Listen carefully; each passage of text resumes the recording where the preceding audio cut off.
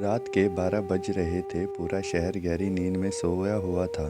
अमावस की काली रात में जहाँ हाथ को हाथ नहीं सूझ रहे थे, एक अकेली लड़की सुनसान सड़क के बीचों बीच चले जा रही थी। वहीं उसके पीछे कुछ दूर से कुत्ते उसे देखकर ज़ोर ज़ोर से भौंक रहे थे। लेकिन जैसे ही उस लड़की ने पीछे मुड़कर उन कुत्तों की ओर देखा तो वह भौंकना बंद करके तेज़ी से वापस भागने लगे और वह लड़की वापस अपने रास्ते जाने लगी। उससे कुछ दूर पर एक होटल में पार्टी चल रही थी। दरअसल उस होटल के अंदर एक बड़ा सा पब बार था जहां नाइट पार्टी चलती थी। वहां अंदर का दृश्य स्वर्ग जैसा था। शराब और शबाब दोनों मौजूद थे। डीजे वाला तेज आवाज़ में गाना चला रहा था जिस पर सभी मगन होकर नाच रहे थे। वहीं कुछ लोग जो एक दूसरे को गर्लफ्रेंड बॉयफ्रेंड बताते हैं, अपनी रासलीला में खोए हुए थे। बार में हर तरह की शराब भरी पड़ी थी जिसे वेटर सबको सर्व कर रहा था। वही चारों दोस्त विस्की पीते हुए बैठे हुए थे।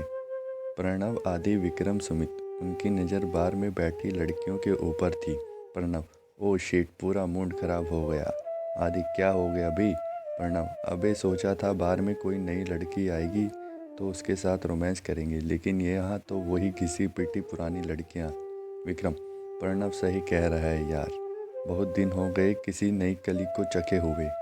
सुमित: अबे माना तुम तीनों अमीर बिजनेसमैन के बेटे हो, लेकिन पिछली बार जो हुआ था वह दोबारा नहीं होना चाहिए। प्रणव: अबे चुप करो बे, उसमें गलती उसकी लड़की की थी। अगर चुपचाप हमारा साथ देती तो उसे भी मज़ा आता और हमें भी, लेकिन नहीं। विक्रम: अबे चुप करो तुम लोग, जो चढ़ी थी उसे भी उतार दी। वह चारों बात ही कर रहे थे कि बार का दरवाज़ा खुला और एक लड़की अंदर आई। पार्टी के अनुकूल छोटे छोटे कपड़े, चेहरे पर मेकअप, पर आंखों में तेज चमक। वह लड़की बला की खूबसूरत लग रही थी। वह शायद पहली बार इस पब में आई थी, इसलिए उसे थोड़ी सी परेशानी हो रही थी। वह चारों उसे देखकर पागल हो गए। आदि: अरे भाई, लगता है ऊपर वाला भी हम पर मेहरबान है। देखो, किसी बला की खूबसूरत लड़की को हमारे लिए भेजा है। विक्रम: हाँ भाई, तू सही कह रहा है, ऐसी खूबसूरत लड़की मैंने आज तक नहीं देखी। सुमित: हाँ, लड़की तो रूप की देवी लग रही है। क्यों प्रणव? अरे, यह प्रणव कहाँ चला गया? तीनों इधर उधर देखने लगे। तभी उनकी नज़र उस लड़की की ओर गई। प्रणव उस लड़की के पास पहुँच चुका था। प्रणव: हेलो मिस, मेरा नाम प्रणव चौधरी है। वह लड़की हाथ मिलाते हुए बोली। हेलो, मेरा नाम मोहिनी है। मेरे दोस्तों ने मुझे इस पब के बारे में बताया था। वह काम से बाहर गए हैं तो मुझे अकेले ही आना पड़ा, लेकिन यहाँ कोई मुझे कंपनी देने वाला नहीं है। मोहिनी थोड़ा असहज होते हुए बोली। प्रणव: अरे हम हैं ना मोहिनी जी, प्लीज़ आइए। आप जैसी खूबसूरत लड़की को कंपनी देना किस्मत वालों को ही मिलती है। Mohini: oh thank you so much. Pranav: Mohini ji, इसमें थैंक यू की क्या बात है? यह तो हमारा सौभाग्य है जो दुनिया की सबसे खूबसूरत लड़की हमारे साथ बैठकर जाम का आनंद लेगी। अरे आप भी नम। मोहिनी थोड़ा शर्माते हुए बोली। प्रणव मोहिनी को उनके दोस्तों के पास ले जाता है और सबसे परिचय करवाने के लिए बोलता है। यह मेरे दोस्त हैं, आदि, विक्रम और सुमित। Mohini: hello guys. आदि: आइए बैठिए मिस। मोहिनी थैंक यू बोलते हुए बैठ गई। विक्रम: बताइए क्या पीना पसंद करेंगी आप मोहिनी जी? मुझे तो वोडका ही शूट करता है। विस्की का एक पैक ही मुझ पर नशा करने लगता है। यह सुनकर चारों की आंखों में चमक आ गई। आदि एक बोतल लेकर बोला। तब तो आपको एक बार यह ज़रूर ट्राई करना चाहिए। यह सन 1900 की बेशकीमती विस्की है। मोहिनी: इतनी पुरानी? तब तो फिर एक पैक पीना ही पड़ेगा। प्रणव ने वेटर के एक पैक बनाने के लिए बोला। वेटर ने एक पैक बना दिया, जिसे प्रणव ने अपनी जेब से कुछ निकालकर उसमें मिला दिया और फिर मोहिनी को दे दिया। मोहिनी ने एक झटके में ही वह पैक खाली कर दिया। मोहिनी: वाह, यह तो सच में बहुत ज़बरदस्त है। आदि: तो फिर एक पैक और हो जाए। मोहिनी: ठीक है, बस एक पैक। प्रणव ने वेटर को इशारे में 4-5 विस्की के पैक बनाने के लिए बोले और सारे पैक मोहिनी के सामने रख दिए। मोहिनी एक एक करके सारी विस्की के पैक ख़त्म कर दिए। जैसे उसने बताया था वैसा ही हुआ। मोहिनी को तेज़ नशा चढ़ने लगा था। वह डीजे में गाने को सुनकर वहां डांस करने चली गई। इधर प्रणव, आदि, विक्रम, सुमित मोहिनी को खा जाने वाली नज़रों से देख रहे थे। वह भी मोहिनी के साथ डांस करने चले गए। डीजे वाला तेज आवाज़ में गाने बजा रहा था। जिसका मुझे था इंतज़ार, जिसके लिए दिल था बेकरार, वो घड़ी आ गई आ गई। आज प्यार में हद से गुजर जाना है, मार देना है या तुझको मर जाना है। मुझ पर क्या गुजरती तू क्या जाने, लेकर रहूँगी बदला तुमसे आए हो दिल की आग बुझाने। कातिल मेरी नज़रों से बचकर कहाँ जाएगा, दिया है जो वो मुझको वही तू मुझसे पाएगा। तीर बनकर जिगर में उतर जाना है, मार देना है या तुझको मर जाना है। डीजे वाले को समझ नहीं आ रहा था कि उसने तो दूसरा गाना चलाया था, फिर ये गाना कैसे चल रहा है। मोहिनी बोलती है, मुझे बहुत गर्मी लग रही है, मुझे खुली हवाओं में ले चलो प्रणव। प्रणव उसे लेकर बाहर चला जाता है। नशे की वजह से वह ठीक से चल नहीं पा रही थी, प्रणव के कंधे पकड़े हुई थी। बाहर आकर थोड़ी बात की, फिर मोहिनी बोली, मुझे नींद आ रही है प्रणव, मुझे यहाँ से ले चलो। प्रणव बोला, हाँ क्यों नहीं डार्लिंग, आओ कार में बैठो, मैं तुम्हें ले चलता हूँ। मोहिनी गाड़ी में बैठ जाती है। प्रणव कार को लेकर तेजी से अपने फार्म हाउस की ओर मोड़ देता है। उसके दोस्त उसके पीछे गाड़ी में आ रहे थे। प्रणव मोहिनी को अपने फार्म हाउस में ले जाता है। प्रणव या मोहिनी को अपने बेडरूम में ले चलता है। मोहिनी, प्रणव मुझे बहुत गर्मी लग रही है, मुझे स्विमिंग पूल के पास ले चलो। प्रणव खुशी खुशी उसे अपने बेडरूम के अंदर ही बने स्विमिंग पूल के अंदर ले जाता है। वह मोहिनी सीधा स्विमिंग पूल में कूद जाती है। प्रणव भी उसके पीछे पीछे स्विमिंग पूल में कूद जाता है। मोहिनी काफ़ी देर तक स्विमिंग करती रही, फिर प्रणव के पास आकर बोली, प्रणव तुम मुझे बहुत अच्छे लगने लगे हो, ऐसा लगता है जिसका इंतज़ार था मुझे वह मेरे सामने है। प्रणव मोहिनी को अपने बाहों में भरते हुए बोलता है, मुझे भी ऐसा ही लग रहा है। मोहिनी प्रणव के होठों को किस करने लगती है। प्रणव भी उसका साथ देने लगता है और फिर प्रणव का हाथ अपने आप उस मोहिनी के जिस्म को छूने लगता है। कुछ देर बाद आदि गुस्से से कार को टायर को ज़ोर से पैर मारता है। ओह शिट, इस कार को भी अभी पंचर होना था। सुमित, टेंशन क्यों ले रहा है, ये हो गई पंचर ठीक। विक्रम, अब हमें जल्दी से चलना चाहिए, नहीं तो प्रणव पूरा माल अकेले खा जाएगा। आदि तेज़ स्पीड से गाड़ी चलाने लगता है। कुछ ही देर में वे उस फार्म हाउस में पहुंच जाते हैं। तीनों अंदर जाते हैं। प्रणव को आवाज़ लगाते हैं पर कोई जवाब नहीं आता। तीनों उसके बेडरूम में जाते हैं तो देखते हैं मोहिनी अपने नाइट ड्रेस में सोई हुई थी, नशे में बोल रही थी, आदि आदि प्लीज़ मेरे पास आओ ना। आदि खुश होकर, क्या किस्मत है, रूप की देवी खुद मुझे बुला रही है। फिर उन दोनों की तरफ देखता है, बोला, तुम दोनों बाहर जाओ ना यार। विक्रम, अच्छा बेटा, अकेले अकेले मज़े लेना चाहता है। आदि, अरे यार प्लीज़ मेरे बात तुम इस सुंदरी का आनंद ले लेना, पर अभी प्लीज़ जाओ ना यार तुम लोग। सुमित, ठीक है बेटा, तू भी क्या याद करेगा, पर थोड़ा जल्दी करना, हमें भी चखना है इस मीठे आम का स्वाद। वह दोनों बाहर चले जाते हैं। आदि दरवाज़ा बंद करके मोहिनी के पास बिस्तर में आ जाता है। एक नज़र मोहिनी के ऊपर पूरी बॉडी पर डालता है। सच में क्या जिस्म पाया है मोहिनी तुमने, यही बोलता हुआ आदि उसके पैरों को चूमने लगता है और चूमते चूमते ऊपर जाने लगता है। आदि गर्दन को चूम ही रहा था कि उसे कुछ अजीब सी आवाज़ सुनाई देने लगती है और साथ ही अजीब सी बदबू भी आने लगती है। उसकी नज़र जब मोहिनी पर पड़ती है तो वह बहुत बुरी तरह से घबरा जाता है। उससे दूर हटते हुए ज़मीन पर गिर पड़ता है। मोहिनी बोली, आओ ना आदि, रुक क्यों गए, पास आओ मेरे। आदि के चेहरे पर डर और हैरानी दोनों के भाव दिख रहे थे। उसका चेहरा पूरा पसीना पसीना हो गया था। वह बोलना चाहता था पर उसके मुंह से आवाज़ ही नहीं निकल रहा था। जैसे तैसे घबराते हुए बोला, दिया, तुम तो मर चुकी थी, फिर यहाँ कैसे। मोहिनी, क्या बोल रहे हो आदि, कौन दिया, मैं तो मोहिनी हूँ, आओ ना मेरे पास। मोहिनी आदि की ओर बढ़ती है, लेकिन आदि बिजली की फुर्ती के साथ वहाँ से उठा और दरवाज़ा खोलकर जल्दी से उस कमरे से बाहर आ गया और भागते हुए सुमित और विक्रम के पास गया। उसके दिल की धड़कन की आवाज़ बाहर तक सुनाई दे रही थी।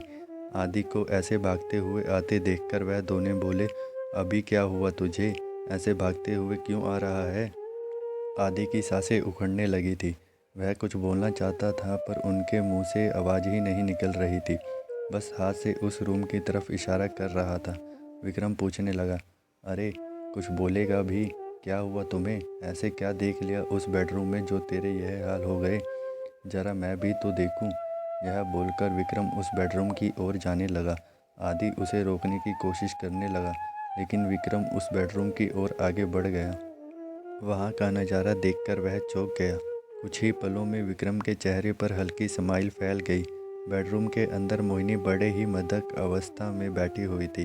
विक्रम को देखकर वह बोली, अरे यार, यह आदि को क्या हुआ? अचानक से चिल्लाते हुए रूम से बाहर चला गया। विक्रम, तुम मेरे पास आओ ना। विक्रम खुशी से बोला, हाँ क्यों नहीं मेरी जाने मन। यह कहकर विक्रम अपने शर्ट के बटन खोलते हुए मोहिनी के पास चला गया और उसे अपनी बाहों में भरकर किस करने लगा। लेकिन थोड़ी देर बाद विक्रम के चीखने चिल्लाने की आवाज़ आने लगी। बचाओ बचाओ, आदि, सुमित, हेल्प मी। उसकी आवाज़ चारों तरफ गूंजने लगी, लेकिन थोड़ी ही देर में उसकी आवाज़ आनी बंद हो गई। चारों तरफ सन्नाटा फैल गया था। आदि और विक्रम एक दूसरे के चेहरे को देखने लगे।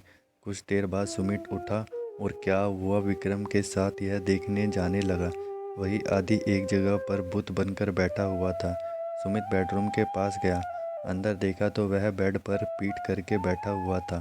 सुमित ने राहत की सांस ली और उसके पास जाने लगा और बोला, यह सब क्या था विक्रम? हमें डराने की कोशिश कर रहे थे? लेकिन विक्रम कुछ नहीं बोला। तो सुमित ने विक्रम के कंधे पर हाथ रखा तो विक्रम वही बेजान लाश की तरह गिर पड़ा। उसके पूरे चेहरे का मांस निकला हुआ था। उसकी छाती को किसी ने नुकीली चीज़ से फाड़ दिया गया था। सुमित यह देखकर चीख पड़ा। उसकी जान हलक में आ गई थी। वह वहाँ से भागना चाहता था, पर दरवाज़ा सटाक से बंद हो गया। साथ ही लाइट भी बंद हो गई। सुमित डरते डरते जेब से मोबाइल निकाला और तेज़ी से दरवाजे की ओर भागने लगा, लेकिन किसी चीज़ से वह टकरा कर नीचे गिर पड़ा और मोबाइल उसके हाथ से छूटकर दूर जा गिरा। सुमित डरते हुए उठा और मोबाइल की ओर बढ़ने लगा। झुककर जैसे ही मोबाइल उठाकर सामने देखा तो डर के मारे कांप गया। उसके सामने एक बेहद बेसूरत और भयानक चुड़ैल खड़ी थी। उसके आधे चेहरे पर कीड़े मकोड़े रेंग रहे थे, जो उसका मांस खा रहे थे, जिसे देखकर कोई भी भयभीत हो जाए। आधा चेहरा बहुत सुंदर था।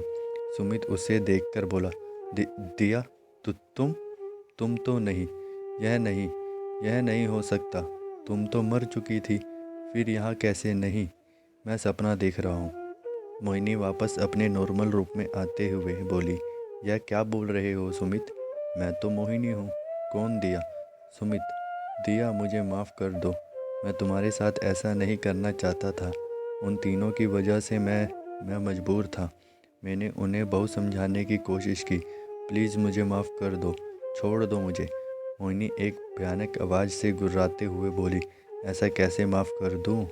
उस दिन मैं भी तुम लोगों के सामने कितना गिड़गिड़ाई थी कि छोड़ दो मुझे, जाने दो, पर तुम लोगों ने मुझे जाने नहीं दिया। मेरी लाइफ बिल्कुल सही चल रही थी। तुम लोगों ने मुझे और मेरे पूरे परिवार को ख़त्म कर दिया। अब माफ़ी नहीं मिलेगी तो सिर्फ मौत। मोहिनी का यह चेहरा वापस उस भयानक रूप में आ गया। उसने सुमित के होठों पर किस किया और उसके मुंह में अपने नुकीले दांत गाड़ा कर पूरा जबड़ा ही उखाड़ दिया। उससे खून की धारा बहने लगी। सुमित दर्द के मारे कांप उठा। फिर मोहिनी ने उसके कंधे पर किस किया और वहाँ का पूरा मांस उखाड़कर खा गई। सुमित दर्द से छटपटाने लगा और मोहिनी के चंगुल से छूटने की कोशिश करने लगा। अचानक वह मोहिनी के पकड़ से छूट गया। वह दरवाजे की ओर भागा, पर दरवाज़ा खुल ही नहीं रहा था। दरवाज़ा पीटने लगा। तभी मोहिनी उसके पास आई और उसे उठाकर ज़मीन पर पटक दिया और उसके कंधे पर बैठ गई। अपने नुकीले नाखूनों को एक ही झटके में उसकी छाती में पूरा घुसा दिया और सुमित का दिल निकाल लिया और मज़े से खाने लगी। सुमित वहीं ढेर हो गया। उसकी चीखें सुनकर आदि वहाँ से भागने लगा। जल्दबाजी में उसका पैर फिसल गया और वह सीढ़ियों से होता हुआ सीधा नीचे गिर पड़ा। उसे काफ़ी गहरी चोट आई हुई थी, पर वह उन सब की परवाह किए बिना वहाँ से भागने लगा। गाड़ी के पास गया तो याद आया चाबी उसके कोट में था, जो उसके बेडरूम में छूट गया था। वह गुस्से से चिल्लाया, फिर पैदल ही वहाँ से भागने लगा। वह फार्म हाउस से काफ़ी दूर आ गया था। सड़क के बीचों बीच स्ट्रीट लाइट जल रही थी। आदि ने राहत की सांस ली, पर उसे बार बार उसका भयानक चेहरा याद आ रहा था, जो उसके बिल्कुल करीब था। दूर से गाड़ी आते हुए दिखाई दिया। आदि के जान में जान आई। आदि ने हाथ दिखाकर लिफ्ट मांगने लगा। गाड़ी उसके पास आकर रुका, लेकिन जैसे ही आदि ने गाड़ी को देखा तो बुरी तरह से डर गया। वो उसी की गाड़ी थी। वह वहाँ से भागने लगा। तभी स्ट्रीट लाइट अपने आप बंद चालू होने लगी और अचानक से सभी लाइटें एक साथ बंद हो गई। चारों तरफ घोर अंधेरा हो गया। आदि वहीं डर के मारे खड़ा हो गया। उसे उस दिन की सारी बात याद आने लगी। आदि भीख मांगते हुए बोला, दिया प्लीज़ मुझे माफ़ कर दो। मैं उस दिन पागल हो गया था नशे की वजह से। प्लीज़ मुझे माफ़ कर दो। मैं वो सब नहीं चाहता था। वह सुनकर एक भयानक और दर्द से भरा हुआ आवाज़ आदि के दोनों कानों पर पड़ा। तुम चारों की वजह से आज मेरी यह हालत हो गई। नहीं कर सकती तुम लोगों को माफ़। तुम लोगों ने मेरी ज़िंदगी बर्बाद कर दी। मेरे साथ मेरी परिवार की भी ज़िंदगी ख़त्म कर दी। कर सकते हो वह सब वापस? नहीं ना। अब तुम लोगों को माफ़ी नहीं मिलेगी, तो सिर्फ मौत। मोहिनी अचानक से आदि के सामने आ गई। उसके सर पर खून सवार था। उसने एक ही झटके में आदि का सर अपने दोनों हाथों से फोड़ दिया। खून की सारी बूंदें मोहिनी के चेहरे पर गया। आदि वहीं बेजान होकर गिर पड़ा। मोहिनी कुछ देर तक वहीं गुस्से से चिल्लाती रही, फिर एक गहरी सांस लेते हुए वापस मुड़ी और उसी अंधेरी सड़क में गायब हो गई। कुछ समय पहले मोहिनी प्रणव के होठों को किस करने लगी। वहीं प्रणव भी उसका साथ देने लगा। प्रणव जैसे ही मोहिनी के वक्षस्थल की ओर बढ़ा तो देखा वहाँ बहुत बड़े बड़े कीड़े रेंग रहे थे। उसे देखकर वह चौंक गया। फिर जब उसने मोहिनी का चेहरा देखा तो वो घबरा गया। वह कोई और नहीं, दिया ही थी। वह उसे देखकर बुरी तरह चौंक गया। उसे कुछ बोलने से पहले मोहिनी उसे पानी के अंदर ले गई। उसके अंदर इतना गुस्सा था कि उसने प्रणव को बीच से फाड़ दिया और उसे तब तक नोचती रही जब तक प्रणव के शरीर से खून का आखिरी कतरा निकल नहीं गया। पूरे स्विमिंग पूल का पानी खून खून हो गया। मोहिनी की थोड़ी राहत मिली। वह स्विमिंग पूल के में आंखें बंद करके अपने पुराने दिन को याद करने लगी। दिया बेटा, जरा अपने बाबा को दवाई खिला दो, दिया की मम्मी बोली। दिया हाँ बोलकर जल्दी जल्दी किचन से बाहर आई और दवाई और पानी लेकर बाबा के कमरे आई। टूटे हुए बेड पर उसके पापा लेटे हुए थे। उन्हें लकवा मार दिया था, जिसकी वजह से वे चल फिर नहीं सकते थे। दिया ने उन्हें दवाई खिलाई और उनके पास बैठ गई। बाबा, आप चिंता मत करो, बहुत जल्दी ठीक हो जाओगे। दिया का मोबाइल बजा। वो तुरंत अपने कमरे की ओर भागी और कॉल अटेंड किया। हेलो हेलो हेलो दिया, कहाँ है तू? जल्दी आ, बॉस तुम्हारा वेट कर रहे हैं, दिया की दोस्त बोली। दिया हाँ बस आ रही हूँ। यह बोलकर दिया तेज़ी से अपना बैग पकड़कर अपने पुराने स्कूटर की ओर भागी और जैसे तैसे वे ऑफिस पहुँच गई। बॉस ने टाइम देखा तो दिया पूरे 20 मिनट लेट थी। उसने उसे अपने ऑफिस में बुलाया। दिया को यकीन हो गया था उसकी नौकरी गई। वह डरते डरते ऑफिस गई और थोड़ी देर बाद बाहर आई तो उसके सभी दोस्त उसे ही देख रहे थे। दिया पहले उनको निराश स्वर में देखती रही, फिर खुशी से झूमते हुए बोली, मुझे प्रमोशन मिल गया है। ये सुनकर सभी दोस्त खुश हो गए और दिया से पार्टी मांगने लगे तो दिया ने भी हाँ बोल दिया। दरअसल बॉस दिया के काम से बहुत खुश थे। वो अपना काम ईमानदारी से करती थी, भले ही लेट आती थी पर अपना सारा काम ख़त्म करके जाती। आज भी वो अपना सारा काम ख़त्म करके ऑफिस से बाहर निकली तो देखा रात के 11 बज चुके थे। Oh shit! दिया ने जल्दी से अपना स्कूटर ऑन किया और घर की ओर भागी, लेकिन उसकी स्कूटर बीच रास्ते में ही ख़राब हो गई। वह और भी परेशान हो गई। आसपास सुनसान इलाका था। वह क्या करे यही सोच रही थी। ऊपर से उसे अपनी मम्मी पापा की याद आई। उसके पापा के एक छोटी सी नौकरी करते थे। उन पर चोरी का इल्ज़ाम लग गया, जिसके बाद उन्हें अपना घर बेचना पड़ा। इस हादसे से कुछ दिन बाद उनको लकवा हो गया और सारी जिम्मेदारी दिया के कंधे पर आ गई। उसकी मम्मी की एक एक्सीडेंट में आंखों की रोशनी चली गई। उन दोनों का बस दिया ही एकमात्र सहारा था। दिया लिफ्ट लेने की सोच रही थी कि तभी सामने से एक गाड़ी उसके सामने आकर रुकी। उसमें एक लड़का कार का मिरर नीचे करके बोला, क्या हुआ मिस, आपका स्कूटर खराब हो गया है? अगर आप चाहें तो हम आपको लिफ्ट दे सकते हैं। एक अकेली लड़की का ऐसा सुनसान इलाके में रहना सुरक्षित नहीं। दिया को लिफ्ट लेना ही पड़ा। वो गाड़ी में बैठ गई। गाड़ी के अंदर वही चारों बैठे थे, आदि, प्रणव, सुमित, विक्रम। उनके चेहरे पर वहशत साफ झलक रही थी। उन चारों ने जबरदस्ती दिया के जिस्म के साथ जी भरकर खेला, उसको रोन दिया अपनी हवस मिटाने के लिए। दिया रहम की भीख मांगती रही, पर उन राक्षसों ने उसकी एक बात नहीं मानी। मन भर जाने के बाद उसे नग्न अवस्था में छोड़कर उस रूम से बाहर आकर हॉल में सिगरेट पीने लगे। वही दिया पूरी तरह से टूट चुकी थी। उसके अंदर अब जीने की कोई आस नहीं बची थी। उसकी आंखों से लगातार आंसू निकल रहे थे। तभी फिर से वे शैतान एक बार फिर दिया को अपनी हवस का शिकार बनाने आ रहे थे कि दिया उठी और उस छठी मंजिल की खिड़की से कूदकर खुद को उन नर्क से आज़ाद कर दिया। ये देखकर वे चारों डर गए और किसी को पता न चले, इसलिए उसने दिया को दूर जंगल में फेंक दिया, जहाँ जानवरों ने उसके शरीर को नोच नोच कर खा गए। लेकिन कुछ ही देर में दो भयानक आंखें उस काली अंधेरी रात में उस जंगल से बाहर आई। उसके अंदर बदले की आग थी। उसकी चीखों से पूरा जंगल गूंज उठा।